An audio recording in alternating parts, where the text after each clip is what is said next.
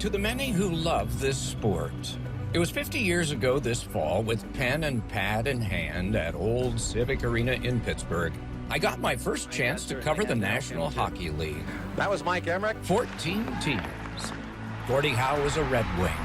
Bobby Hull was a Blackhawk. Bobby Orr was a Bruin. All three went to the Hockey Hall of Fame. Gordie Howe's son Mark and Bobby Hull's son Brett did too. At that time, there were still scoreboard clocks with sweep hands, and a lot of players with good bare right hands. Time passed, rosters expanded, the league did too. Now 32 franchises. Patrick Kane handed back. Although I've decided to put down the play-by-play headset mic at NBC, and they have graciously allowed me to do some essays like this in the future, a time like this makes me recall that we have seen a lot together. Snowy day, celebration of hockey in Buffalo. Not all of our games had a roof. Here comes Crosby. 12 years ago in Buffalo, there was the first replay through clouds from a plane. 21 seconds in. And later, a winning goal through snow flurry. Score! Penguins win! Then 6 years later, two Original Six teams, Detroit and Toronto, and the biggest crowd ever, over 105,000 at Michigan Stadium. Trying to win it. And another shootout. He scores!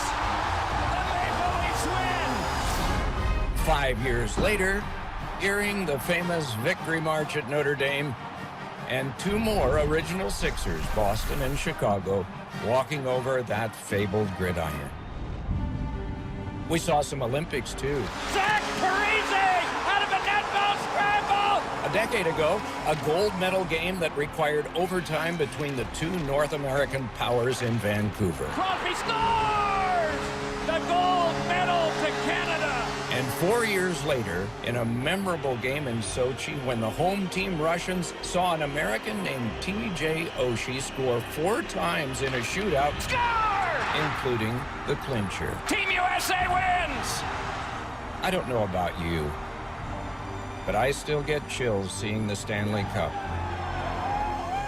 And knowing how professionals paid well during the season, forget everything, and raise pain thresholds above broken jaws, black eyes, stitches, and a lot we can't see to win a title and get the name their parents gave them engraved on this trophy. Oh, sure, things change over the 50 years. When I arrived, helmets were optional and then required of new players. Visors were optional and then required of new players. We went from 1 referee to 2.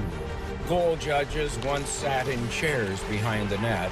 Now video replay helps make those calls. We have a goal on the ice. But much of what I love, perhaps what you love, is unchanged from then to now and into the years ahead. I love that coaches still yell and arguments can happen. I love that goalies can occasionally still score goals. That sentiment can't enter even into what number a player wears or gives up. That banners, like jerseys, aren't just cloth. They represent sacrifice.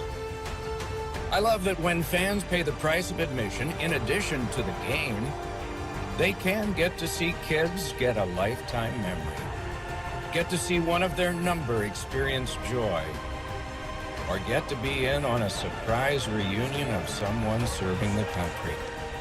And speaking of that, to have those who have served on the ice when the anthem is sung, I never tire of that, do you? And I especially love when the horn sounds and one playoff team has won and another, of course, hasn't. All hostility dissolves into that timeless, great display of sportsmanship, the handshake line.